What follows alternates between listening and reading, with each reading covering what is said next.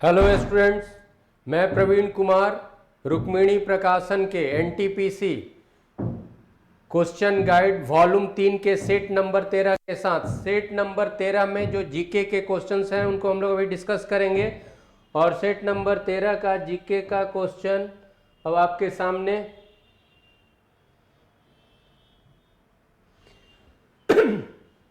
GK का पहला question इस सेट में 61 नंबर पर है। 61 नंबर पर जीके का पहला क्वेश्चन है और क्वेश्चन क्या है आपके स्क्रीन पर है। भारत में समुद्री गाय किस बायो रिजर्व क्षेत्र में पाई जाती है? बहुत अच्छा क्वेश्चन। भारत में समुद्री गाय किस बायो रिजर्व क्षेत्र में पाई जाती है? आंसर होगा मन्नार की खाड़ी। मन्नार की खाड़ी आंसर होगा, मन्नार की खाड़ी। समुद्री गाय, भारत में समुद्री गाय किस बायो रिजर्व क्षेत्र में पाई जाती है? तो मन्नार की खाड़ी। और ये मन्नार की खाड़ी क्या नाम से ही पता है, मन्नार की खाड़ी तमिलनाडु राज्य में पड़ेगा मन्नार की खाड़ी। और मन्नार की खाड़ी बायो रिजर्व क्षेत्र है और उस बायो रिजर्व मन्नार की खाड़ी बायो रिजर्व क्षेत्र में समुद्री गाय पाई जाती है। और एक इंफॉर्मेशन ये कि 2001 में मन्नार की खाड़ी बायो रिजर्व को यूनेस्को की सूची में शामिल किया गया। 2001। यहाँ दो चीज आप ध्यान रखोगे, ये कहाँ? तमिलनाडु, ये याद रखोगे, इसका लोकेशन तमिलनाडु। और दूसरा चीज ये याद रखना है, कभी पूछ सकता है कि मन्नार की खाड़ी बायो रिजर्व को यूनेस्को की सूची में ये शामिल है। जब पूछेगा भारत का कौन कौन यूनेस्को की सूची में बायो रिजर्व आता है तो उसमें एक मन्नार की खाड़ी बायो रिजर्व भी है। और यूनेस्को की सूची में ये किस वर्ष आया है ये भी याद रख लीजिए, ये आपको 2001 में मन्नार की खाड़ी बायो रिजर्व को यूनेस्को की सूची में शामिल किया गया। तो ये जैव मंडल रिजर्व जो है वो तमिलनाडु के मन्नार की खाड़ी में, और 2001 में इसको यूनेस्को के सूची में शामिल किया गया। नेक्स्ट क्वेश्चन की तरफ। और फिर जीके का नेक्स्ट क्वेश्चन 62 नंबर पे है। वायु को संतृप्त कब माना जाता है? वायु को संतृप्त कब माना जाता है? तो पहले आंसर हम लोग ऑप्ट करें। आंसर है जब इसमें जल वाष्प का अंश अधिकतम हो, जब दाब न्यूनतम हो, जब इसकी मोटाई अधिकतम हो, जब यह बंजर भूमि पर चलती हो। वायु को संतृप्त कब माना जाता है? सैचुरेट पॉइंट वायु का। यहां सैचुरेशन का मतलब क्या है? यहां सैचुरेशन का मतलब हुआ वायु में जलवाष्प की मात्रा जितनी अधिकतम रह सकती है उतनी पहुंच चुकी है। सैचुरेट कर गया, संतृप्त कर गया वायु। किस मामले में? जलवाष्प के मामले में। तो जल धारण वायु में जलवाष्प की उपस्थिति के मामले में संतृप्तता की अवस्था कब होगी? जब इसमें जल वाष्प का अंश अधिकतम हो। संतृप्त हो गया, आराम से पकड़ा गया, संतृप्त सैचुरेट, जब जलवाष्प का अंश जितना हो सकता है उतना हो। यहां पर एक दो चीज और हम लोग बात करें। वायु में जलवाष्प की उपस्थिति होगी, वायु में जलवाष्प, और वायु में इस जलवाष्प की उपस्थिति, जलवाष्प की मात्रा, amount of water vapour in air अगर बहुत कम है तब हम लोग क्या कहेंगे? ड्राई एयर है, ड्राई एयर है, शुष्क है, शुष्क वायु। तो शुष्क वायु अगर कोई कह रहा है शुष्क वायु, तो शुष्क वायु का मतलब क्या? शुष्क वायु का मतलब कि उसमें जलवाष्प की मात्रा कम है। जलवाष्प की मात्रा बहुत कम है तो शुष्क है, ड्राई है। तो ड्राई, एक चीज दिमाग में रखिएगा, जैसे ही ड्राई एयर तो कभी कभी दिमाग में ये आता है कि ड्राई है तो गर्म होगा, ऐसा कुछ नहीं है। ठंडी वायु भी ड्राई हो सकती है और गर्म वायु भी ड्राई हो सकती है। अगर वायु वैसे स्थान पर जहां पर वाष्पीकरण ही नहीं हुआ, तो है बहुत हाई एल्टीट्यूड पर है, काफी ऊंचाई पर है, या हायर लैटिट्यूड पर है, उच्च अक्षांश पर है, ठंडा प्रदेश है, जैसे आप चले जाइए टुंड्रा हो गया, आपका आर्कटिक रीजन हो गया, तो वहां पर क्या है? वहां ठंडा बहुत है लेकिन वाष्पीकरण ही नहीं हो रहा है। तो वहां पर भी एयर जो है, वहां की वायु भी शुष्क होगी, ठंडी शुष्क वायु। कहीं कहीं है कि जहां तापमान बहुत ज्यादा है लेकिन अवेलेबिलिटी ऑफ वाटर वहां नहीं है, वहां जल की उपलब्धता नहीं है, तो गर्मी तो है लेकिन जल ही नहीं, तो वाष्पीकरण नहीं, तो वहां की वायु भी शुष्क हो सकती है। तो गर्म शुष्क वायु गर्म भी हो सकता है, गर्म वायु भी शुष्क हो सकता है, और ठंडी वायु भी शुष्क हो सकती है। तो ये शुष्क का मतलब कि वायु में जलवाष्प की उपस्थिति काफी कम है। ठीक है, अब वायु में जलवाष्प की मात्रा, तो वायु में जलवाष्प होने के लिए दो बात की जरूरत है। एक कि भाई वहां पर उस जगह पर जल की उपलब्धता हो, एडेक्वेट टेम्परेचर हो कि वेपराइज होकर के उसमें वायु में जलवाष्प पहुंच चुका हो।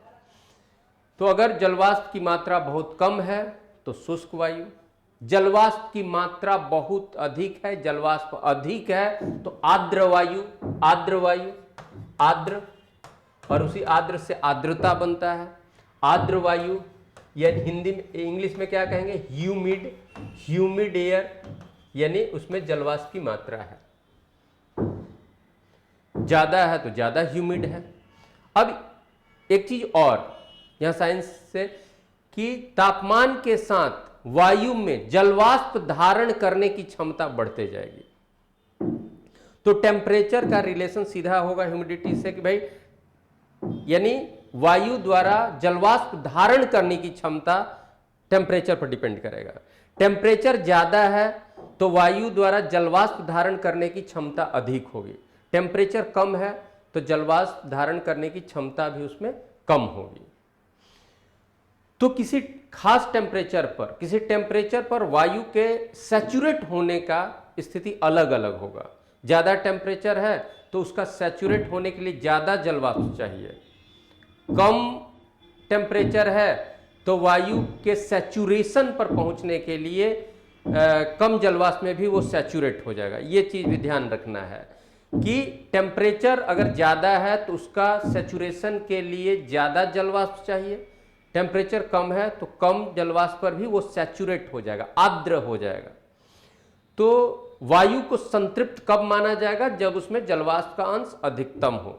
ये आंसर तो हम लोग का हो गया। मैं इस पे आपको बताया दो तीन चीज, कि वायु में जलवाष्प की उपस्थिति एकदम कम है तो शुष्क वायु, अधिक है तो बहुत अधिक है तो ज्यादा आर्द्र वायु, और जितना वायु जलवाष्प को धारण कर सकता है किसी टेम्परेचर पर, किसी नियत ताप पर जितना जलवाष्प को धारण कर सकता है उतना धारण कर लिया है तो सैचुरेट है, संतृप्त है।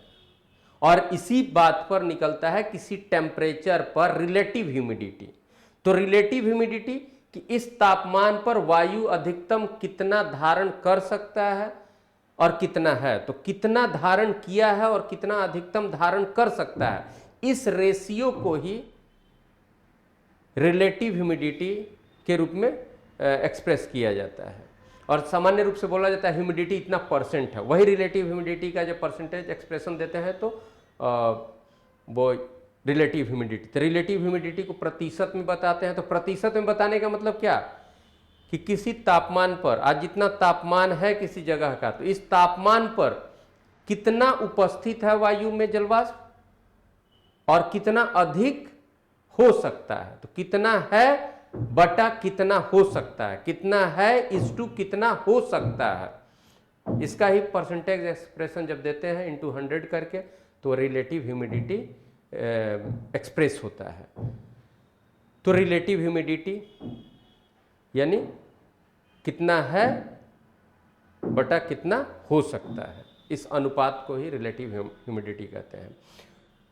तो रिलेटिव ह्यूमिडिटी ये भी बहुत बार पूछता है क्वेश्चन, इसलिए मैं बात कर रहा हूँ। रिलेटिव ह्यूमिडिटी अगर कहेगा, रिलेटिव ह्यूमिडिटी की बात है तो कितना प्रेजेंट है, कितना प्रेजेंट है और कितना मैक्सिमम रख सकता है, कितना मैक्सिमम धारण कर सकता है, इस अनुपात को और इंटू 100 कर दीजिएगा तो क्या होगा, रिलेटिव ह्यूमिडिटी आएगा, जो परसेंटेज में एक्सप्रेस किया जाता है। तो रिलेटिव ह्यूमिडिटी अब है यहाँ पर कि रिलेटिव ह्यूमिडिटी भी अगर अलग अलग तापमान पर रिलेटिव ह्यूमिडिटी अलग अलग बात होगी, यानी कि धारण करने की क्षमता भी अलग अलग होते जाएगा। वायु को संतृप्त कब माना जाएगा? जब जलवाष्प का अंश अधिकतम हो तो वो सैचुरेट है। नेक्स्ट क्वेश्चन पे हम लोग जाते हैं।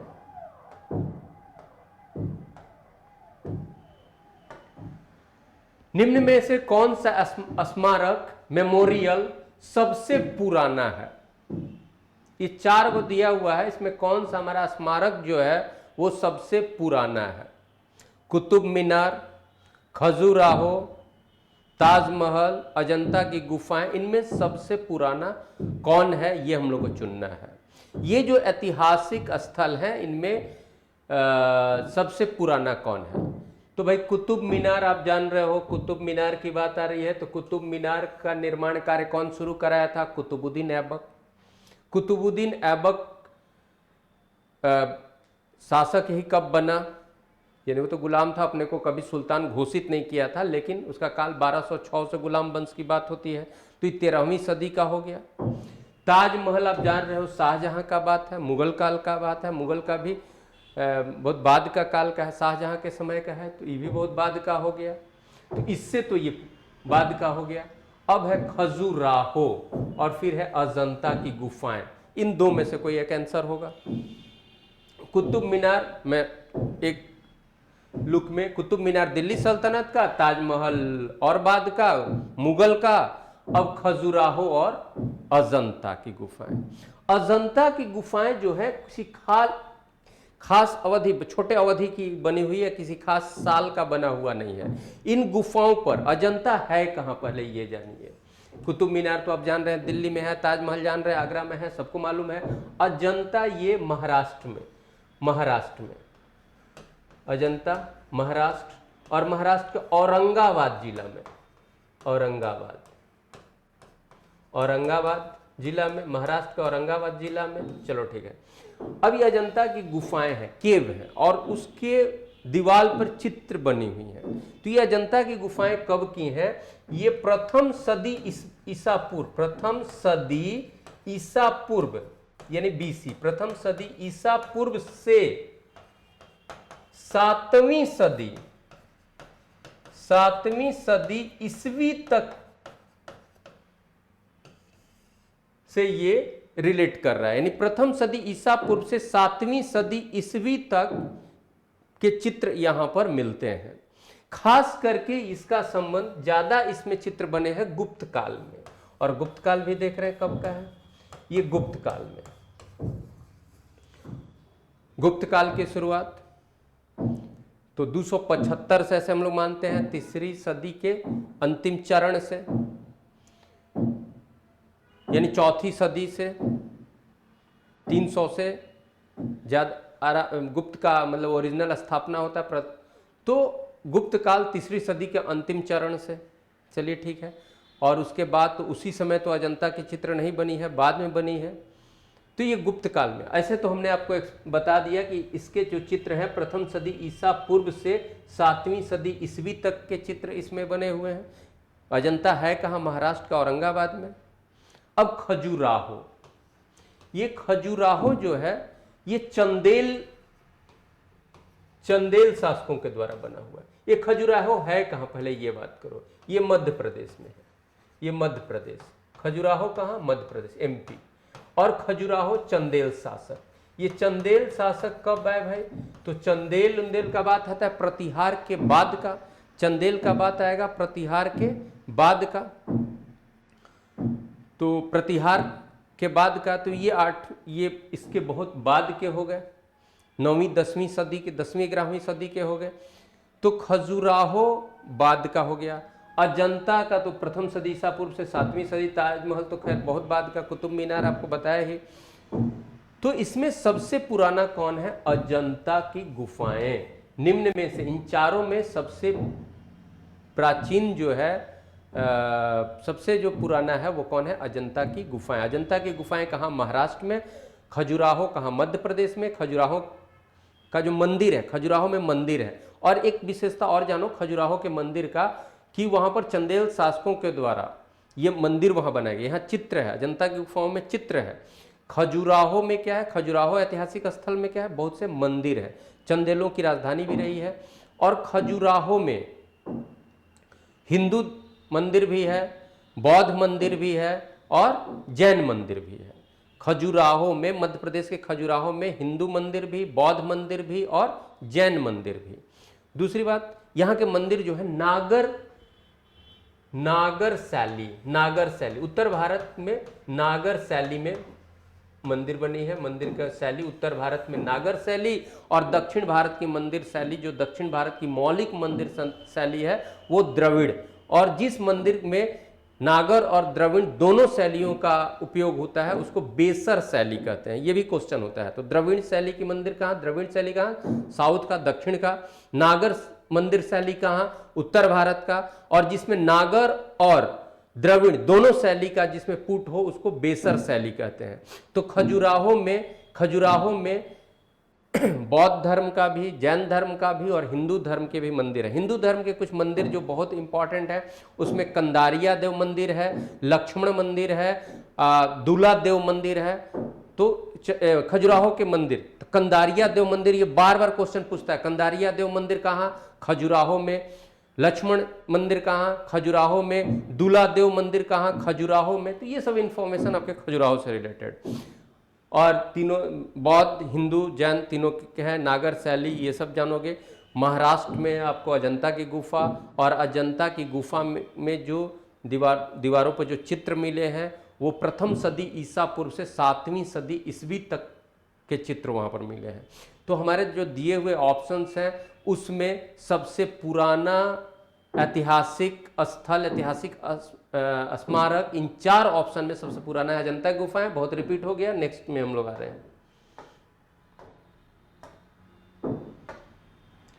गोवा के महत्वपूर्ण किले को बहमनियों से छीनने वाला प्रथम विजयनगर शासक कौन था? गोवा के कुछ फोर्ट जो था, गोवा में कुछ किले जो थे, उन किलों को बहमनी राजाओं से, बहमनी राज्य से छीनने वाला विजयनगर का शासक कौन था? तो हरिहर फर्स्ट।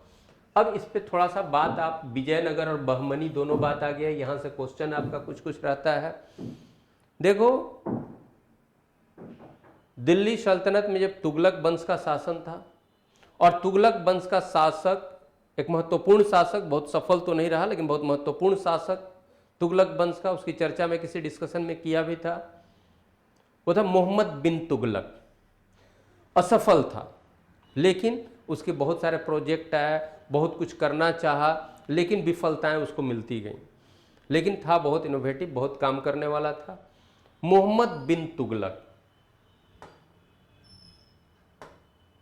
मोहम्मद बिन तुगलक एमबीटी के शासन काल में ही दक्षिण भारत में उसकी पकड़ कमजोर होती जा रही थी। खिलजियों के समय अलाउद्दीन खिलजी दक्षिण भारत को जीता था, दक्षिण भारत पर बहुत अधिकार किया था, बहुत से भाग पर। ये नहीं मैं कह रहा हूं कि पूरी तरह से एक्सटेंशन अपना लिया था। मोहम्मद बिन तुगलक के समय दक्षिण भारत अपने को दिल्ली सल्तनत से पूरी तरह से इंडिपेंडेंट करते जा रहा था। दिल्ली सल्तनत के सुप्रीमेसी में से अपने को अलग रखने के लिए तैयार था। और इस स्थिति में दक्षिण भारत में मोहम्मद बिन तुगलक के काल में, मोहम्मद बिन तुगलक के काल में, ये क्वेश्चन आता है बाबू, मोहम्मद बिन तुगलक के काल में दक्षिण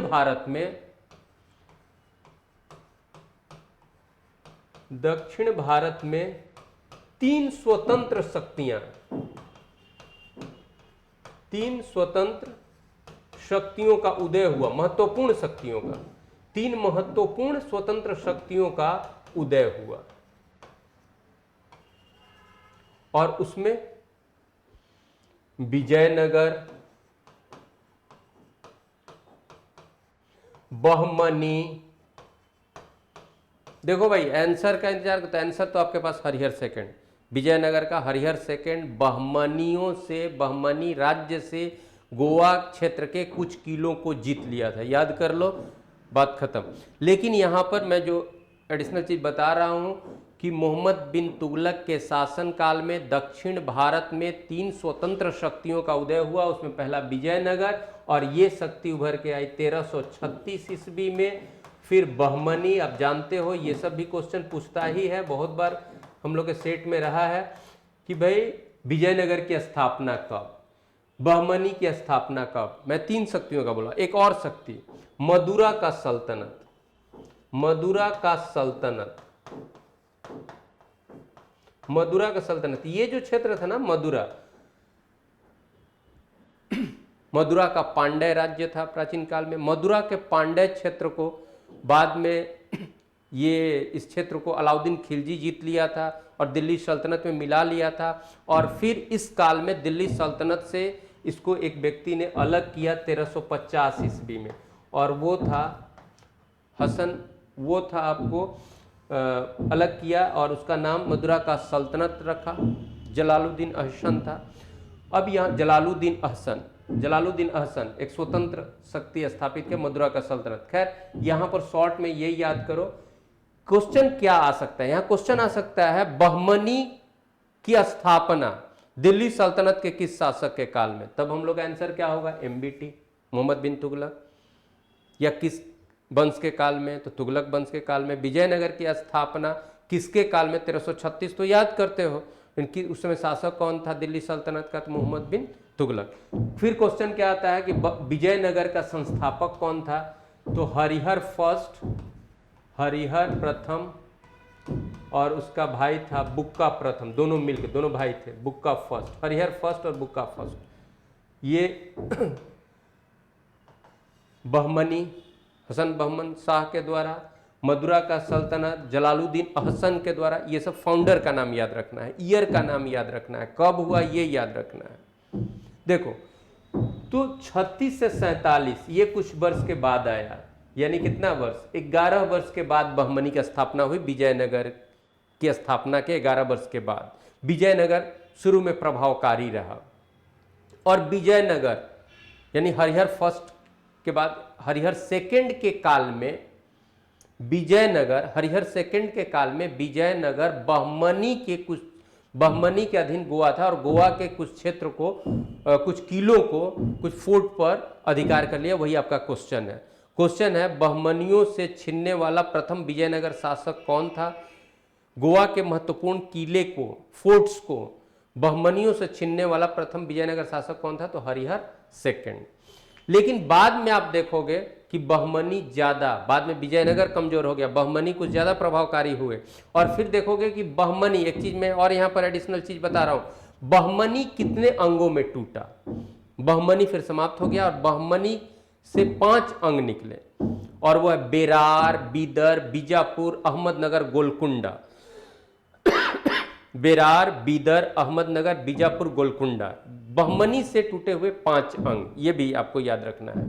पांचों का कौन फाउंडर, वो याद रखना है। पांचों की स्थापना कब हुई, ये याद रखना है। ये भी क्वेश्चन आता है कि इन पांचों में पहले कौन आया, बाद में, सबसे बाद में किसकी स्थापना हुई, ये भी क्वेश्चन आता है। फिर उसका फाउंडर भी, उसका स्थापना का ईयर भी, ये कहां से, किस क्षेत्र से? बहमनी के 5 अंग, बहमनी से स्प्लिटेड 5 जो विंग्स होता है, जो अंग हुए वो 5 हुए, बेरार, बीदर, अहमदनगर, बीजापुर और गोलकुंडा। इतना मैं इसलिए बोल रहा हूं कि इस पे एक आगे मैं बात कर रहा हूं। आप देखोगे एक फिर बाद में 1565 ईस्वी, ये आप लोग को मिला हुआ क्वेश्चन कहीं, 1565 ईस्वी में एक युद्ध होता है, तालीकोटा का युद्ध, तालीकोटा का युद्ध, बैटल ऑफ तालीकोटा। उसी को बोलते हैं राक्षस तंगड़ी का युद्ध, उसी को बोलते हैं बन्नी हट्टी का युद्ध। तो 1565 ईस्वी तालीकोटा का युद्ध, बन्नी हट्टी, उसी को बोलते हैं बन्नी हट्टी, या उसी को बोलते हैं राक्षस तंगड़ी का युद्ध। और इस युद्ध में बहमनी के जो 5 अंग हो गए थे ना, उसमें 4 अंग मिल करके विजयनगर को, 4 अंग मिल गए मतलब एक राज्य नहीं बना लिए, वो चारों मिल करके एक ज्वाइंट मिलिट्री ऑपरेशन, एक संयुक्त सैन्य अभियान उन्होंने लिया। किसके अगेंस्ट में? विजयनगर के अगेंस्ट में। मैं ये बता रहा हूं 1565 ईस्वी में तालीकोटा के युद्ध में बहमनी के 4 अंगों ने संयुक्त सैन्य अभियान लिया विजयनगर के खिलाफ, और विजयनगर को जीत करके, विजयनगर को हरा करके उसके क्षेत्र को आपस में बांट लिया और यहां से विजयनगर समाप्त होता है। तो 1565 ईस्वी में तालीकोटा के युद्ध में विजयनगर की समाप्ति होती है और उस तालीकोटा के युद्ध में विजयनगर के विरुद्ध बहमनी के 4 अंगों ने हिस्सा लिया था, जिसमें बेरार नहीं लिया था। बेरार नहीं लिया था। 5 अंग था, बेरार, बीदर, अहमदनगर, बीजापुर, गोलकुंडा, उसमें बेरार नहीं लिया था। 4, ये भी क्वेश्चन आता है तालीकोटा के युद्ध में इनमें कौन शामिल नहीं था। तो विजयनगर के खिलाफ तालीकोटा के युद्ध में विजयनगर के खिलाफ बहमनी के 4 अंगों ने, बहमनी से टूटे हुए 4 अंगों ने हिस्सा लिया और विजयनगर को जीत करके उसके क्षेत्र को आपस में बांट लिया।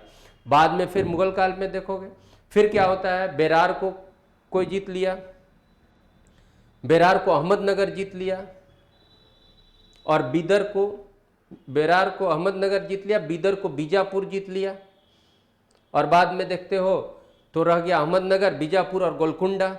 अहमदनगर को मुगल काल में शाहजहां जीत के मुगल में मिला लिया और फिर बीजापुर और गोलकुंडा को औरंगजेब मिला। ये भी क्वेश्चन आता है किसको, किस मुगल शासक ने, ये 3 में। तो याद रखोगे अहमदनगर को शाहजहां, अब बीजापुर गोलकुंडा को औरंगजेब। यहां से बहुत इंपॉर्टेंट है, तो आप विजयनगर और बहमनी पर एक नजर हमेशा एग्जाम के पहले डालिए।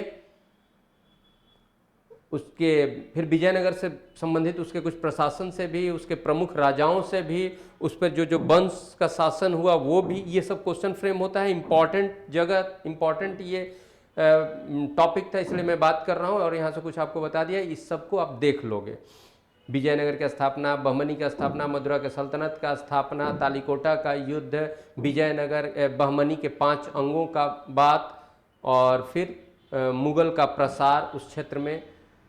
अहमदनगर को शाहजहां, बीजापुर और गोलकुंडा को औरंगजेब ने जीता। ये सबसे क्वेश्चन हमेशा रहता है, आप इसको देखिएगा, किसी न किसी सेट में आपको मिलेगा। नेक्स्ट क्वेश्चन की तरफ।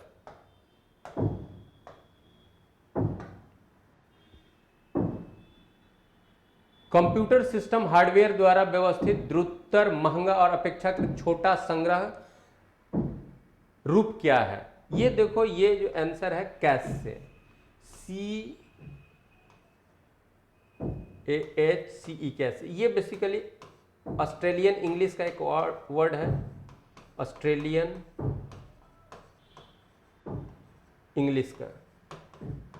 इंग्लिश का ये वर्ड है और कंप्यूटर सिस्टम हार्डवेयर द्वारा फास्ट मेमोरी संग्रह करने वाला, ये जो होता है इसको कैसे कहते हैं। और फ्यूचर में जल्दी से यूज हो किसी डेटा संग्रह का, ये जो है वो कैसे डेटा संग्रह से संबंधित है और फ्यूचर यूज के लिए तेजी से फ्यूचर में उस डेटा को फिर से यूज किया जा सके, इसके संग्रह को क्या कहते हैं, कैसे। ये ऑस्ट्रेलियन इंग्लिश का वर्ड है। नेक्स्ट क्वेश्चन,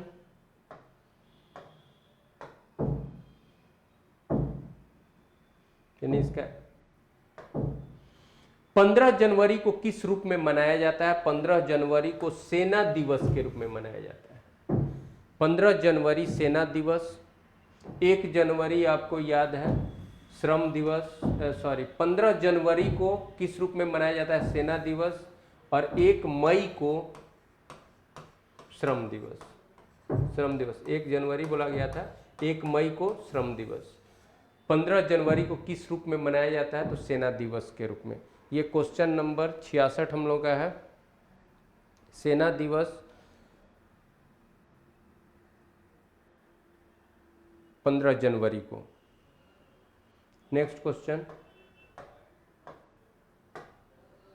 पूंजीवाद के अंतर्गत विकास प्रक्रिया को सर्जक विनाश के रूप में किसने वर्णित किया? सर्जक विनाश के रूप में किसने वर्णित किया? देखो, पूंजीवाद के अंतर्गत विकास प्रक्रिया को सर्जक विनाश के रूप में किसने वर्णित किया? ये सब क्वेश्चन तो भाई स्टेटमेंट का है, बट लेकिन ये सब याद रखिए, शुम्पीटर ने।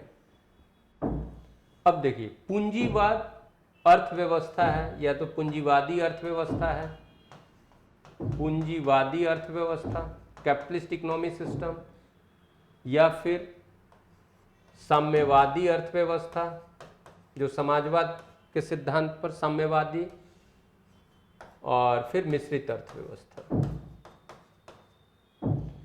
तो पूंजीवाद के अंतर्गत यानी पूंजीवादी अर्थव्यवस्था के अंतर्गत जो डेवलपमेंट का प्रोसेस है उसको सर्जक विनाश, सर्जक यानी सृजन से लिया गया है, यानी नया सृजन इसमें नहीं होता। ऐसा कहने वाला एक विद्वान है, ऐसा हो पूंजीवाद में या पूंजीवादी व्यवस्था में क्रिएशन नहीं होता है या क्रिएशन समाप्त होता है, ऐसा कुछ ये सिद्धांत नहीं है और ये कोई मान्य चीज नहीं है, लेकिन ऐसा किसी विद्वान ने कहा है। वो विद्वान कौन है? शुम्पीटर। तो भाई ये किस आधार पर कहा है, ये थोड़ी सी बात है, क्योंकि पूंजीवाद में हमेशा प्रॉफिट की बात होती है, प्रॉफिट की बात ज़्यादा होती है, वेलफेयर भी होता है लेकिन प्रॉफिट का बात ज़्यादा होता है। और उसमें ये चीज़ होता है कि भाई कोई नया इनोवेशन पर खर्च करना, रिसर्च के पीछे जाने के बजाय हाउ टू अर्न मच, ये बात होता है कि ज़्यादा से ज़्यादा कैसे अर्निंग हो, ज़्यादा अर्थव्यवस्था कैसे हमारा फास्ट हो, उस पर ज़्यादा होता है। तो वेलफेयर या रिसर्च पे ध्यान, लेकिन ऐसी बात नहीं है। आज रिसर्च पे कैपिटलिस्ट इकोनॉमी सिस्टम वाला देश ही ज़्यादा कर रहा है, लेकिन वो भी क्यों कर रहा है कि फ्यूचर में हमको उससे ज़्यादा फ़ायदा मिलेगा, उसका पेटेंट राइट मिलेगा, ये भी उसके पीछे एक मंशा होती है।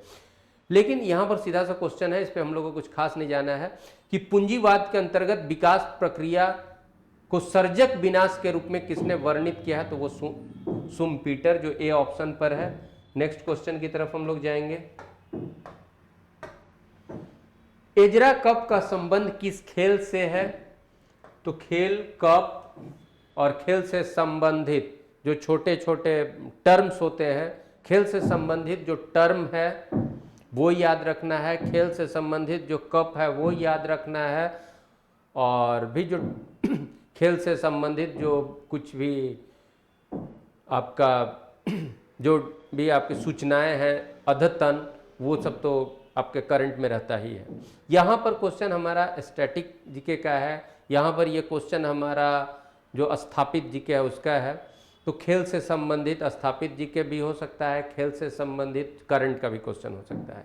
यहाँ एजरा कप का संबंध किस खेल से है? मैं ये बस सजेस्ट कर रहा हूँ कि खेल से संबंधित जितने भी कप हैं, जितने भी अवार्ड्स हैं, खेल से संबंधित जो स्पेशल टर्म्स किस खेल में कौन यूज होता है, ये आप याद रखेंगे। और इस तरह का हम लोग के पब्लिकेशन से तो हमेशा एक स्टैटिक जीके भी निकाला गया है और बहुत सी बातें, और हमेशा इस तरह का आपका एक्सप्लेनेशन में भी दिया रहता है, उस पर आप ध्यान दीजिएगा। तो एजरा कप का संबंध किस खेल से है? पोलो से। मैं बस यहाँ पर यह बता रहा हूँ कि एजरा कप का संबंध पोलो से, इसमें क्या डिस्कशन हम कर सकते हैं, लेकिन अब पोलो के बारे में आप जानो। पोलो एक खेल है जो घोड़ा पर बैठ करके, पोलो और हॉकी में बड़ा सिमिलरिटी है, हॉकी की तरह ही है, मैं बहुत बड़ा सिमिलरिटी, मैं उसके बारे में बहुत नहीं कुछ जानता हूँ, लेकिन वो घोड़ा पर बैठ के खेला जाता है और उसी तरह के हॉकी जैसा ही स्टिक होता है उसका, ये चीज़ जानोगे। ये भी कभी क्वेश्चन पूछ देता है, पोलो कैसे खेला? तो घोड़ा पर बैठ करके। और इतिहास का एक चीज़ मुझे याद पड़ रहा है कि पोलो से रिलेटेड वैसा ही उसी प्रकृति का एक खेल था, घोड़ा पर बैठ के एक खेलने वाला, चौगान उस समय बोलते थे। चौगान, जैसे आजकल पोलो, उस समय चौगान। अब दोनों में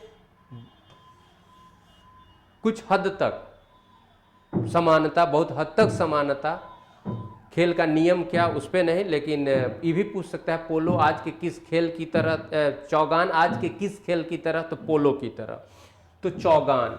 और यही खेल खेलते हुए कुतुबुद्दीन ऐबक घोड़ा से गिर गया था और उसकी मृत्यु हो गई थी।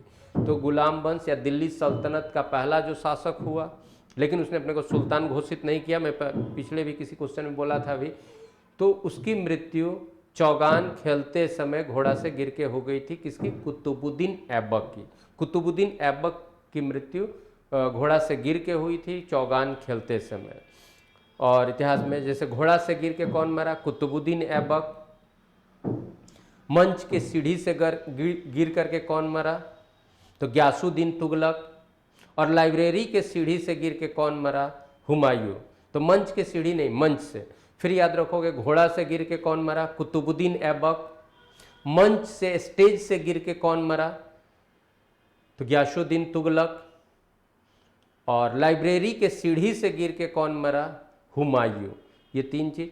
खैर, चौगान खेलते हुए कुतुबुद्दीन ऐबक चौगान खेलते समय घोड़ा से गिर के उसकी मृत्यु हुई थी। पोलो पहले के चौगान की तरह, ये मैं बात बता रहा था। यहाँ हमारा क्वेश्चन क्या था? एजरा कप का संबंध, एजरा कप किस खेल का है? तो पोलो खेल का है। नेक्स्ट क्वेश्चन की तरफ।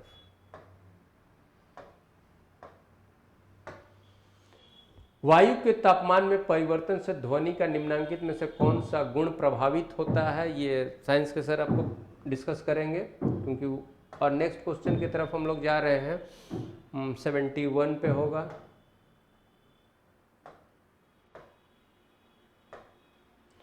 विश्व कोयला भंडार का प्रायः 50% किसके पास है? ये 3 देशों का एक ग्रुप बना करके पूछा गया है कि विश्व में जो कोयला का भंडार है उसका लगभग आधा किन 3 देशों के भंडारण को अगर जोड़ दिया जाए तो प्राप्त होगा? तो वो होगा अमेरिका, रूस और चीन। अमेरिका, रूस और चीन के कोयला भंडार को जोड़ा जाए, सम करके देखा जाए तो विश्व में जो कोयला का कुल भंडारण है उसका लगभग आधा हो जाएगा। नेक्स्ट क्वेश्चन की तरफ हम लोग आएंगे। भारत के संविधान में अनुच्छेद 51A में मूल कर्तव्यों को निम्नांकित में से किस अधिनियम द्वारा समाविष्ट किया गया, यानी जोड़ा गया? तो ये आंसर आपका होगा 42वां संविधान संशोधन अधिनियम। किस वर्ष का था बाबू? 1976। और 42वां संविधान संशोधन अधिनियम को ही क्या कहा जाता है? मिनी कॉन्स्टिट्यूशन भी कहते हैं, मिनी कॉन्स्टिट्यूशन।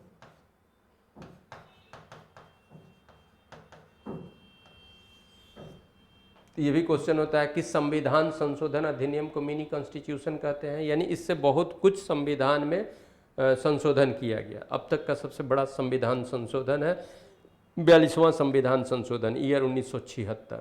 अब क्वेश्चन पे हम लोग आते हैं। भारत के संविधान में अनुच्छेद 51A में मूल कर्तव्यों को किस अधिनियम द्वारा समाविष्ट किया गया? तो 42वां संविधान संशोधन।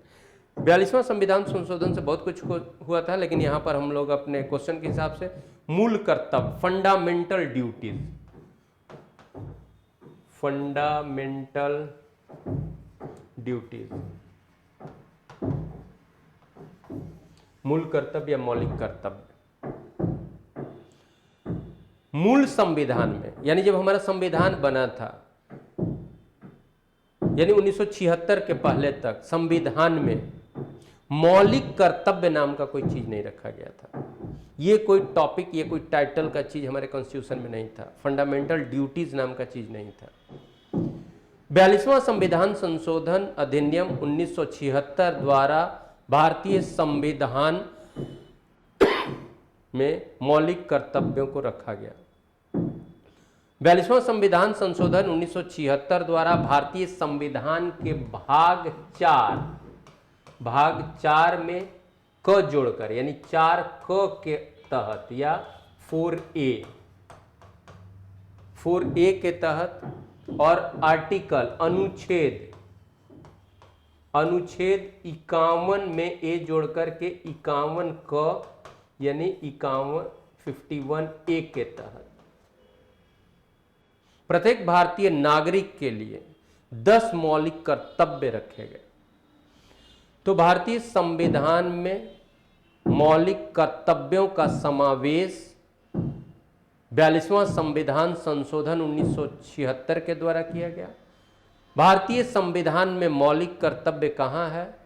संविधान के भाग 4 क के अनुच्छेद, भाग 4 क के तहत अनुच्छेद 51 क में, यानी किस भाग में है मौलिक कर्तव्य? किस भाग में है? तो भाग 4 क में। किस अनुच्छेद में है मौलिक कर्तव्य? 51 क में।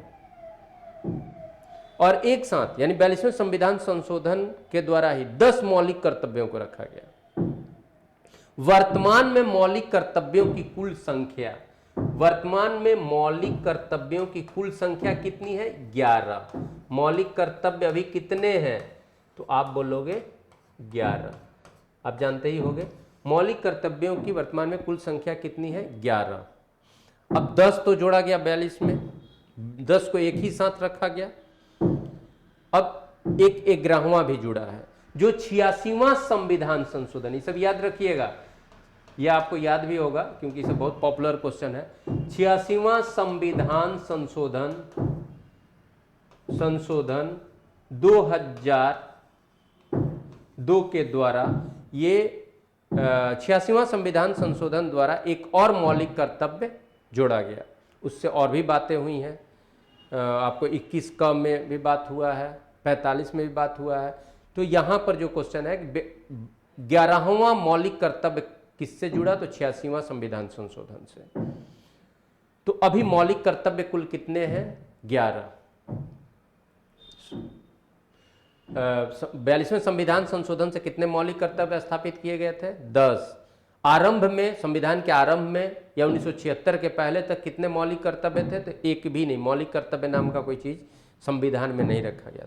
मौलिक कर्तव्य है क्या, देखिए भारतीय संविधान के भाग 3 द्वारा प्रत्येक भारतीय नागरिक को कुछ अधिकार दिया गया, जिसको मौलिक अधिकार कहते हैं, फंडामेंटल राइट्स कहते हैं। तो राइट है कि आपके व्यक्तित्व विकास के लिए संविधान कुछ अधिकार देता है। उसी तरह से संविधान आपसे कुछ अपेक्षा करता है, कुछ एक्सपेक्ट करता है, राष्ट्रहित में आचरण करने की कुछ अपेक्षा करता है। उन अपेक्षाओं को ही, राष्ट्रहित में प्रत्येक नागरिक से आचरण करने की जो अपेक्षाएं हैं, जो एक्सपेक्टेशंस हैं, उसी को फंडामेंटल ड्यूटीज कहते हैं। लेकिन ये जुडिशिएबल नहीं है, न्याय योग्य नहीं है, ये बाध्यकारी उपबंध नहीं है। बाध्यकारी उपबंध का मतलब अगर आप ऐसा आचरण नहीं करते हो तो आप दंडित नहीं होगे, लेकिन इसका मतलब ये नहीं कि उसके अगेंस्ट करोगे तो दंडित नहीं होगे, उसके अगेंस्ट करोगे तो दंडित होगे। वैसा नहीं करोगे तो दंडित नहीं होगे, लेकिन उसके विरुद्ध आचरण करोगे, जो एक्सपेक्टेशन है उसके अगेंस्ट आचरण करोगे, तब तो दंडित होगे। तो यहां पर क्वेश्चन के ख्याल से मैं बात कर रहा हूं, मौलिक कर्तव्य। भारतीय संविधान में मौलिक कर्तव्य 42वां संविधान संशोधन 1976 से जोड़ा गया। उस समय 10 मौलिक कर्तव्य जोड़े गए, स्थापित किए गए। वर्तमान में 11 है, 11वां 86वां संविधान संशोधन से, तो वर्तमान में कुल 11 हो गया। दूसरी बात, मौलिक कर्तव्य जो है वो जुडिशिएबल नहीं है। और एक सजेशन और दूंगा, अभी क्वेश्चन फ्रेम नहीं हुआ है, कहीं कहीं सिविल सर्विसेज में ये सब क्वेश्चन आता है, 4 गो ऑप्शन दे देगा, बोलेगा इसमें कौन मौलिक कर्तव्य नहीं है। कुछ डायरेक्टिव राज्य के नीति निर्देशक तत्व का उठा देगा, या एक एक ऑप्शन में 4-4 करके देते जाएगा, कौन सा ग्रुप मौलिक कर्तव्य के तहत है। तो मैं ये बताना चाह रहा हूं कि 11 मौलिक कर्तव्य आप पढ़ लो, कौन कौन मौलिक कर्तव्य है। बस ये होता है झंडा का आदर करो, राष्ट्र हित के लिए काम करो, स्वतंत्रता सेनानियों के लिए आदर रखो, ये सब तो है, लेकिन आप पढ़ करके रखो कि एग्जैक्ट ऑप्शन चुनने में क्वेश्चन फ्रेम होगा, फंस जाओगे, क्योंकि उसमें राज्य के नीति निदेशक को डाल देगा, वो भी कर्तव्य की तरह लगेगा। तो 11 को आपको पढ़ लेना है। ये मेरा एक सजेशन है कि आप, अभी तक क्वेश्चन वैसा फ्रेम नहीं हुआ है, अभी कहीं नहीं पूछ रहा है, यूपीएससी में पूछता है तो चूंकि वहाँ ऑप्शंस बड़ा लंबा लंबा होता है, लेकिन आने वाले समय में मौलिक कर्तव्य कौन है नहीं है ये क्वेश्चन रहेगा, और हो सकता है अगला सेट में हम लोग का रहे भी। तो आपको एक सजेशन मैं दे रहा हूं कि आप 11 मौलिक कर्तव्य को पढ़ करके ध्यान में रखो। जिस तरह से मौलिक अधिकार को ध्यान में रखते हो, उसी तरह से मौलिक कर्तव्य को भी ध्यान में रखो। मौलिक कर्तव्य क्या है? संविधान द्वारा प्रत्येक भारतीय नागरिक से राष्ट्रहित में की गई अपेक्षाएं हैं। नेक्स्ट क्वेश्चन की तरफ।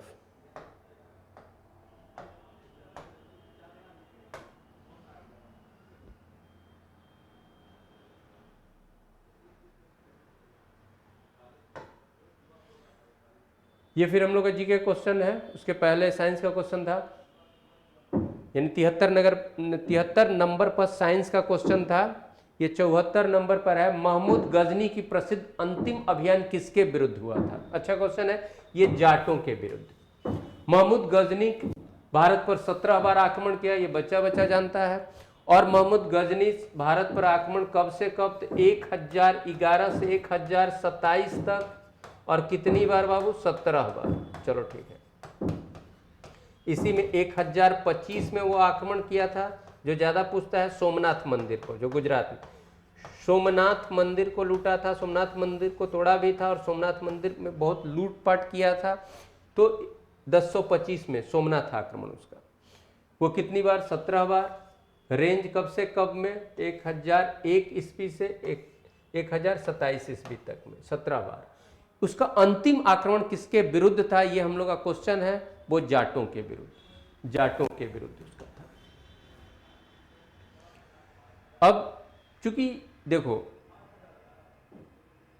जो मध्यकाल में जो हम लोग पढ़ते हैं, आक्रमण की जो बात करते हैं, तो पूर्व मध्यकाल में 712 ईस्वी में सिंध पर आक्रमण किसका हुआ था? मोहम्मद बिन कासिम का। मोहम्मद बिन कासिम का, ये याद रखना है। कासिम किसके विरुद्ध आक्रमण किया था, किसको हराया था, किस क्षेत्र में किया था? तो दाहिर के विरुद्ध, सिंध क्षेत्र में। ये आप जानते हो, ये हम लोग का क्वेश्चन भी कितनी बार रहा है। फिर इंपॉर्टेंट जो मुख्य है, 1001 से 1027 तक ये गजनी का हुआ, गजनी का, मोहम्मद गजनी का आक्रमण हुआ। और 1175 से 1194 तक की बात अगर कहा जाए तो किसका हुआ? मोहम्मद गौरी का हुआ, मोहम्मद गौरी का हुआ। और फिर ये किस किस कब कब क्या लड़ा है? तराइन का प्रथम युद्ध, तराइन का द्वितीय युद्ध, और भी तो इसके बारे में। यहाँ से अगर ये सब चीज़ को कंप्लीट कर लेते हो तो एक क्वेश्चन की भावना बन जाती है और यहाँ से क्वेश्चन रहता है। तो ये 712 कासिम का, 1001 से 1027 तक गजनी का, 1175 से 1194 मोहम्मद गौरी का। तो इन सब पर एक नज़र हमेशा डाल के रखा करोगे। नेक्स्ट क्वेश्चन की तरफ।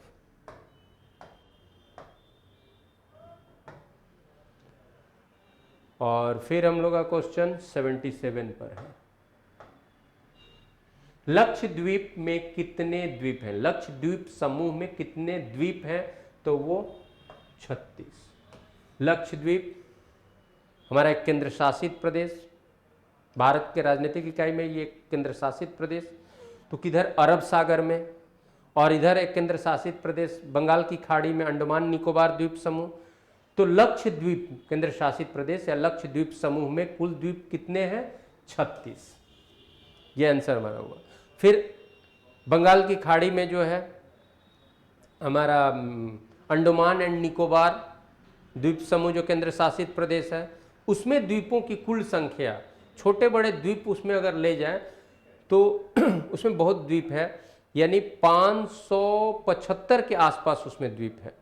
575 के आसपास उसमें द्वीप हो जाते हैं। 575 के आसपास मैं बोला हूँ, किसी किसी रेफरेंस में 572 देता है। 572 द्वीप कहाँ पर? अंडमान निकोबार में, अंडमान निकोबार द्वीप समूह, अंडमान निकोबार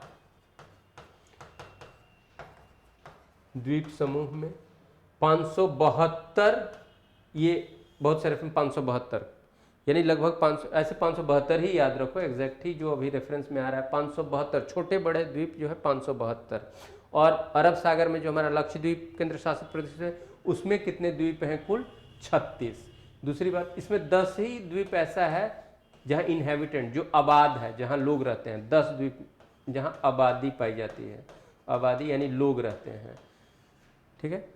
तो इनहेबिट 10 द्वीप में, 10 द्वीप में ही आबादी है, कुल 36 है। यहाँ पर छोटे बड़े द्वीपों को अगर मिलाया जाए तो 572 द्वीप हैं अंडमान निकोबार द्वीप समूह में। नेक्स्ट क्वेश्चन की तरफ।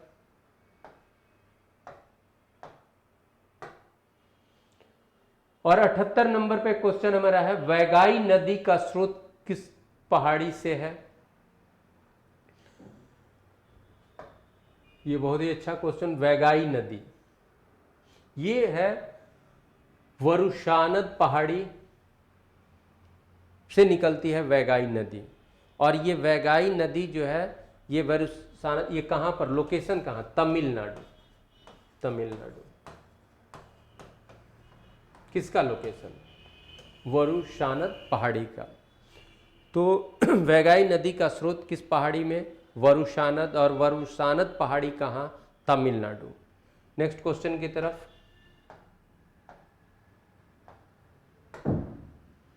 राष्ट्रीय आपात स्थिति के दौरान निम्नांकित अनुच्छेदों को निलंबित नहीं किया जा सकता है। ठीक है, तो किस अनुच्छेद के तहत, निम्न में से किस अनुच्छेद के तहत दिए गए मौलिक अधिकार को कभी भी सस्पेंड नहीं किया जा सकता है? इवन इमरजेंसी में भी उसको सस्पेंड नहीं किया जा सकता है। वो कौन कौन आर्टिकल है? तो आर्टिकल 21 और आर्टिकल 20 और 21, आर्टिकल 20 और 21 के तहत, आर्टिकल 20 और 21 के तहत जो हमें अधिकार दिया गया है, फंडामेंटल राइट, जो 20 और 21 जो प्रदान करता है, उसको इमरजेंसी में भी सस्पेंड नहीं किया जा सकता है।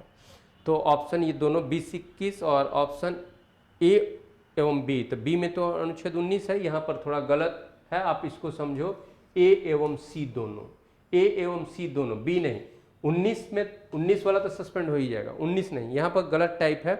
डी ऑप्शन हम करते हैं, आंसर हम डी करते हैं, और क्या सुधार करके ए एवं सी दोनों, ए एवं सी दोनों, यानी 20 और 21 के तहत प्रदत्त मौलिक अधिकार आपातकाल में भी निलंबित नहीं किए जाते हैं। ठीक है, अब बात आती है मौलिक अधिकार, थोड़ा सा समय आपका लेंगे। मौलिक अधिकार, तो मौलिक अधिकार का जो प्रावधान है वो कहाँ पर है भाई? तो हम लोग, आप जानते हो, भाग 3 में इसका आर्टिकल रेंज अगर कहा जाए तो 12 से 35 अनुच्छेद, पार्ट भाग 3। चलो ठीक है, मौलिक अधिकार वर्तमान में कितना है? तो 6 प्रकार के मौलिक अधिकार है। मौलिक अधिकार कितना है? 6 है, 6 फंडामेंटल राइट्स। चलो अब है, तो 6 में आप नाम जानते हो, समता का अधिकार है, स्वतंत्रता का अधिकार है, शोषण के विरुद्ध अधिकार है, धार्मिक स्वतंत्रता का अधिकार है, शिक्षा संस्कृति का अधिकार है, और संवैधानिक उपचारों का अधिकार है। तो 6 मौलिक अधिकार आपको प्रदत्त हैं। अब यहाँ पर क्वेश्चन की बात है, इसमें जो अधिकार है आपका स्वतंत्रता का अधिकार, right to freedom, right to freedom, right to freedom का जो हमारा आर्टिकल रेंज है, राइट टू फ्रीडम का जो हमारा आर्टिकल रेंज है वो 19 से 22 है, 19 से 22, आर्टिकल 19 से 22, ये खूब आप जानते हो। स्वतंत्रता के अधिकार का अनुच्छेदीय विस्तार 19 से 22, क्योंकि ऑप्शन में हमारा यही है ना। तो आर्टिकल 19 में क्या है? 6 प्रकार के मौलिक अधिकार हैं। मौलिक अधिकार कितने हैं? 6 प्रकार के। और आर्टिकल अनुच्छेद 19 से 6 प्रकार की स्वतंत्रताएं हमें प्रदान की गई हैं। अभिव्यक्ति की स्वतंत्रता, कहीं सभा समिति करने का स्वतंत्रता, संघ बनाने की स्वतंत्रता, कहीं आने जाने की स्वतंत्रता, जो उपार्जन के लिए कुछ ऑक्यूपेशन चूज करने की स्वतंत्रता। तो ये 6 तरह की स्वतंत्रताएं कहाँ दी गई हैं? आर्टिकल 19 में। आर्टिकल 20 में क्या है भाई? आर्टिकल 20 आपका क्या कहता है? तो आर्टिकल 20 से आपको अपराधों की दोषसिद्धि के संबंध में संरक्षण है। Protection in respect of conviction of offences, protection in respect of conviction of offences, conviction of offences, यानी अपराधों के लिए दोष सिद्धि के संबंध में संरक्षण, ये टाइटल है। अपराधों के लिए दोष सिद्धि के संबंध में संरक्षण, ये आपका किस में है? आर्टिकल 20 में।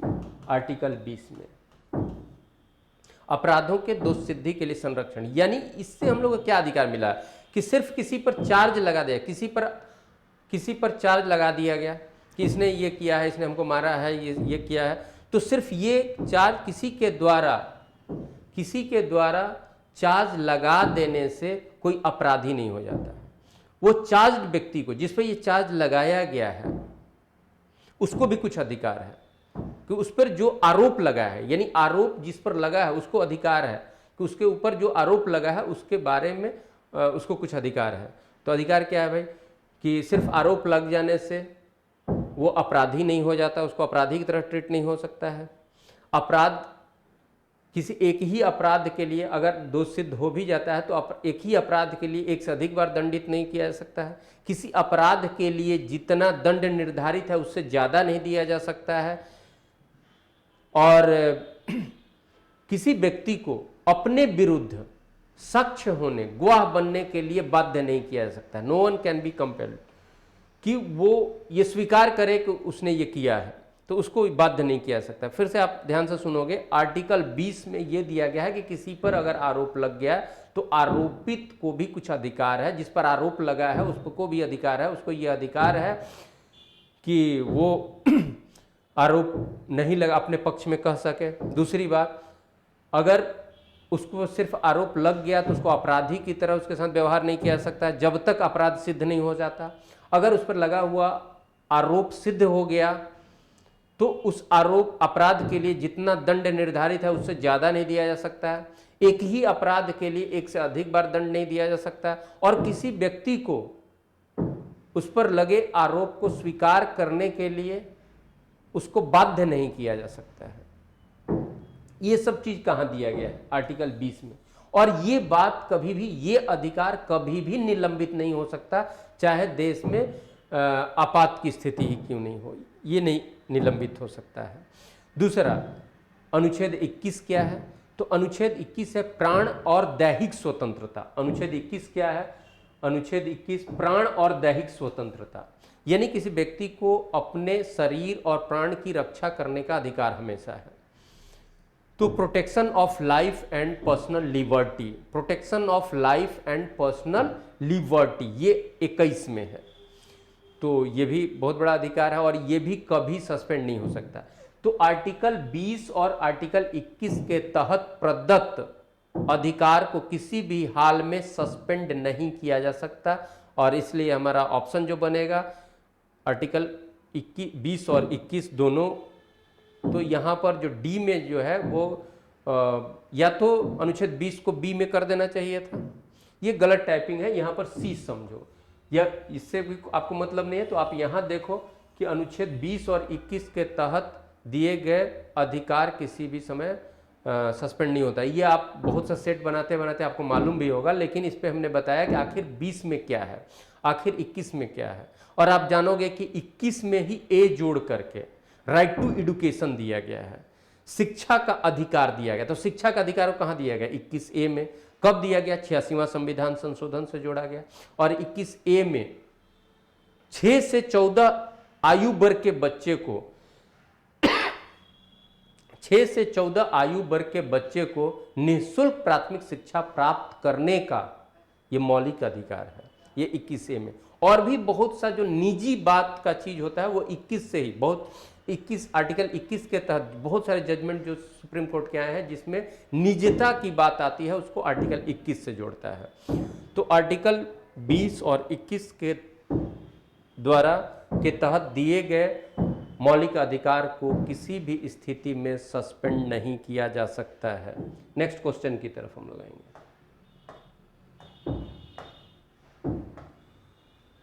2 अक्टूबर को महात्मा गांधी के ही साथ और किस भारतीय व्यक्तित्व का जन्मदिन मनाया जाता है? ये क्वेश्चन हम लोग का है। तो 2 अक्टूबर राष्ट्रपिता महात्मा गांधी का जन्मदिन तो है, ये हम लोग को मालूम है, और इनके साथ एक और महान हमारे जो राष्ट्रीय व्यक्तित्व हैं उनका भी जन्मदिन है, वो है लाल बहादुर शास्त्री। और लाल बहादुर शास्त्री भारत के प्रधानमंत्री रहे हैं, और प्रधानमंत्री के रूप में इनका कार्यकाल जो रहा है 9 जून 1964 से 24 जनवरी 1966। तो 9 जून 1964 से, यानी जून 64 से जनवरी 1966, मोटा मोटी कितना दिख रहा है? 1.5 वर्ष, मोटा मोटी मैं बात कर रहा हूँ। तो 1964 से 1966, यानी जवाहरलाल नेहरू की मृत्यु 64 में, और जवाहरलाल नेहरू की मृत्यु के बाद कार्यवाहक प्रधानमंत्री के रूप में गुलजारी लाल नंदा रहे, और उसके बाद फिर कांग्रेस की ओर से ही लाल बहादुर शास्त्री को प्रधानमंत्री बनाया गया। तो लाल बहादुर शास्त्री का कार्यकाल रहा 64 से, मतलब 64 से 66, और 66 में इनकी मृत्यु हो गई। जनवरी 66 में इनकी मृत्यु हो गई ताशकंद में, रूस में, जहां वो ताशकंद समझौता आप जानते हो, रूस की मध्यस्थता से पाकिस्तान और भारत के बीच में जो समझौता चल रहा था, तो वहीं पर इनकी मृत्यु हो गई। तो विदेश में इनकी मृत्यु हुई। तो विदेश में मृत्यु होने वाले प्रधानमंत्री कौन? लाल बहादुर शास्त्री। लाल बहादुर शास्त्री का कार्यकाल लगभग क्या रहा वो मैं बताया। लाल बहादुर शास्त्री जवाहरलाल नेहरू के बाद बने, लेकिन उसके बीच में गुलजारी लाल नंदा कुछ दिनों के लिए कार्यवाहक प्रधानमंत्री रहे थे। और लाल बहादुर शास्त्री के इस छोटे कार्य अवधि में ही बहुत सा काम भी हुआ। इनका एक स्लोगन जय जवान जय किसान, ये सबको मालूम है, जय जवान जय किसान, ये इनका स्लोगन रहा। फिर इनसे संबंधित एक बात जो 1965 भारत पाक युद्ध और भारत की विजय, भारत पाक युद्ध, ये भी इनके समय का एक महत्वपूर्ण घटना। और फिर इन्होंने हरित क्रांति के लिए भारत में कृषि उत्पाद बढ़ाने के लिए इन्होंने कदम बढ़ा दिया था, तो ये भी इनके काल की एक महत्वपूर्ण घटना, महत्वपूर्ण कार्य। आप देखोगे कि वो अमेरिका से जो हम लोग अनाज मंगाते थे उससे भारत को उबारना चाहते थे और उसके लिए इन्होंने कदम उठा लिया था।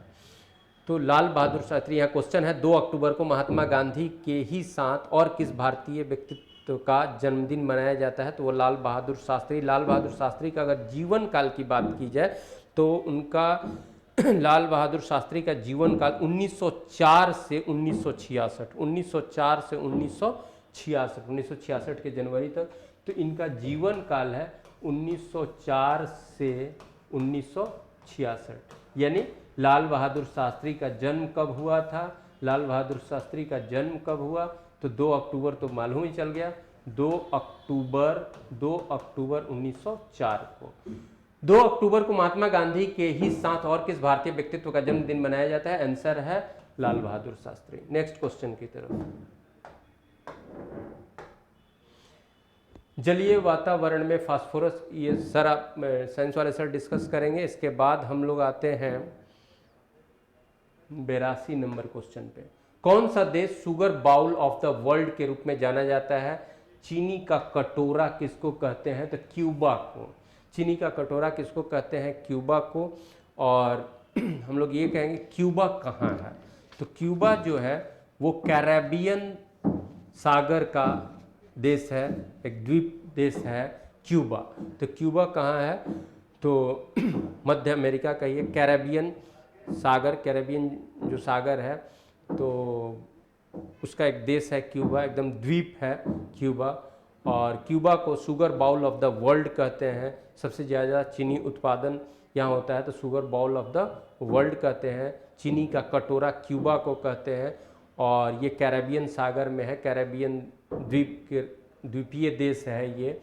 और क्यूबा की राजधानी कहाँ है? क्यूबा की राजधानी हवाना, क्यूबा की राजधानी हवाना। तो यहाँ पर मैं ये बताया कि ये कहाँ है, क्यूबा की राजधानी हवाना। क्यूबा कहाँ है? तो कैरेबियन सागर। कैरेबियन सागर आप किसको कहते हैं? कैरेबियन सागर किसको कहते हो? तो नॉर्थ अमेरिका और साउथ अमेरिका के बीच में जो मैक्सिको और उसके बीच में जो गल्फ है उसको कैरेबियन सागर कहते हैं। और कैरेबियन सागर में एक द्वीपीय देश है, द्वीप देश है क्यूबा, और क्यूबा को sugar bowl of the world कहा जाता है। नेक्स्ट, और क्यूबा की राजधानी हवाना। नेक्स्ट क्वेश्चन की तरफ।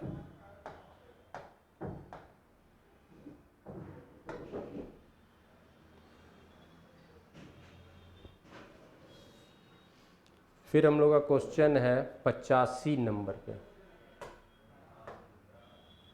अंगोरा ऊन किस पशु से प्राप्त किया जाता है? ये सब अंगोरा ऊन खरगोश से प्राप्त किया जाता है। और एक आपके डिस्कशन में भी लिखा होगा बकरी से पश्मीना, पश्मीना भी एक ऊन है।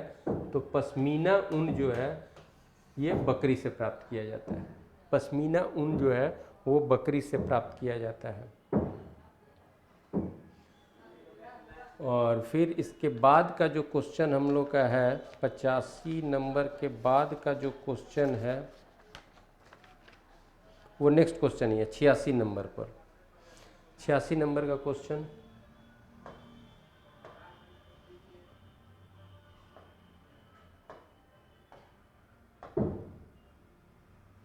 जिस ठोस अपशिष्ट का पुनः प्रयोग या पुनः चक्रण नहीं किया जा सकता है उसे निपटाने के लिए निम्नलिखित में कौन सी विधि प्रक्रिया है?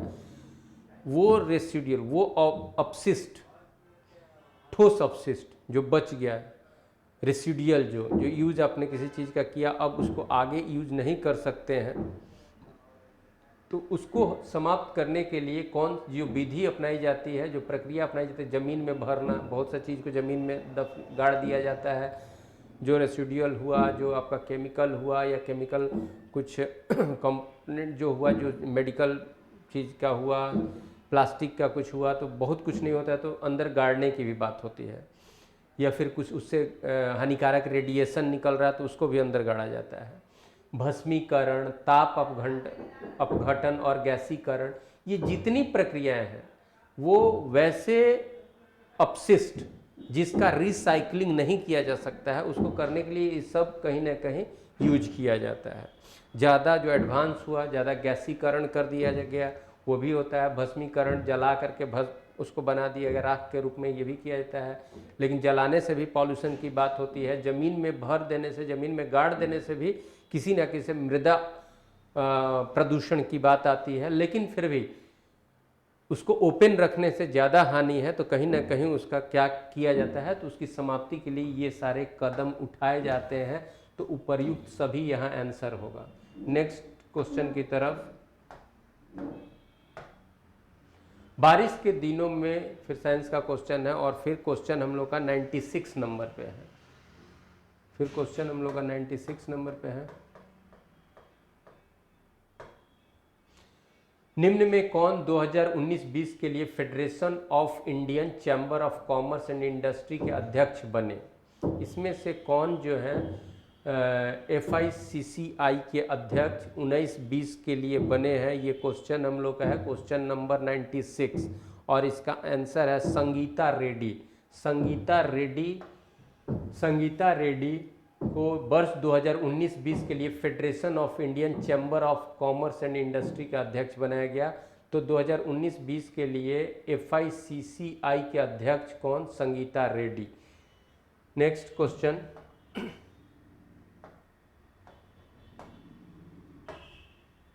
(2019) में फोर्ब्स इंडिया सेलिब्रिटी 100 सूची में किसने शीर्ष स्थान प्राप्त किया?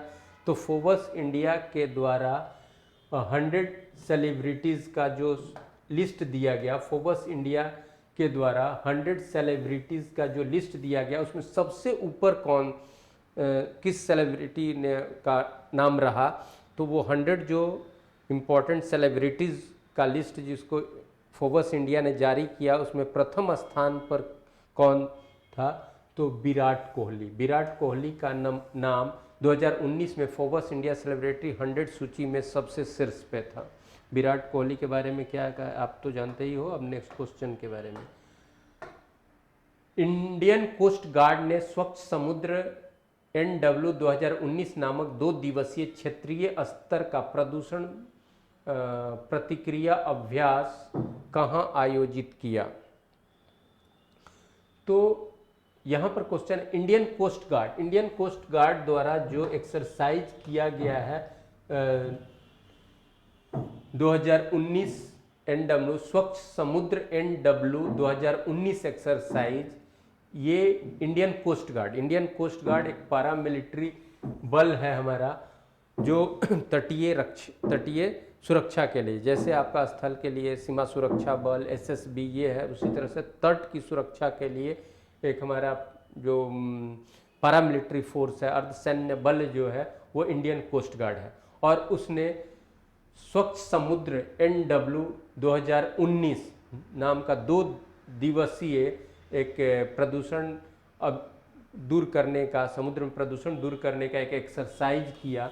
तो फिर बात है, क्वेश्चन तो आप समझ रहे हो कि ये कहाँ किया। इसका आंसर है आपका B, वाडिनार में ये एक्सरसाइज किया गया इंडियन कोस्ट गार्ड द्वारा स्वच्छ समुद्र NW 2019 अभ्यास कहाँ किया गया? वाडिनार में। अब है कि वाडिनार के बारे में थोड़ा सा। वाडिनार कहाँ है? तो गुजरात के द्वारिका जिला का तटीय शहर यानी तट पर, कोस्टल टाउन है। द्वारिका डिस्ट्रिक्ट ऑफ गुजरात का ये कोस्टल टाउन है वाडिनार, और वहीं पर इंडियन कोस्ट गार्ड ने स्वच्छ समुद्र NW 2019 नामक अभ्यास किया? शांति और एकता का संदेश फैलाने के लिए दिसंबर 2019 में रन फॉर यूनिटी का आयोजन कहाँ किया गया? ये जम्मू में किया गया है। जम्मू में शांति और एकता का संदेश फैलाने के लिए दिसंबर 2019 में रन फॉर यूनिटी का आयोजन कहाँ किया गया? जम्मू में।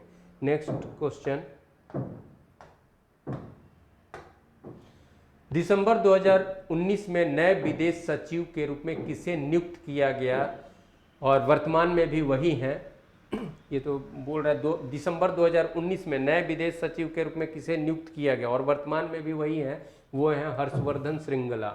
हर्षवर्धन श्रृंगला ये विदेश सचिव हैं। हर्षवर्धन श्रृंगला हमारे विदेश सचिव हैं, विदेश सचिव यानी फॉरेन सेक्रेटरी, विदेश सचिव हैं हर्षवर्धन श्रृंगला। और विदेश मंत्री आपके कौन है? अभी सबको याद है, विदेश मंत्री हमारे हैं सुब्रमण्यम जयशंकर। सुब्रमण्यम जयशंकर।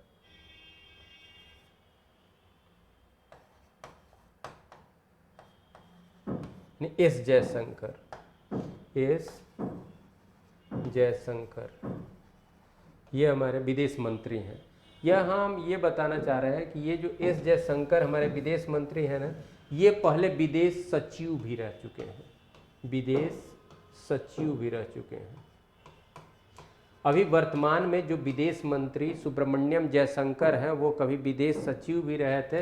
ये 2015 से 17 तक में विदेश सचिव रहे थे।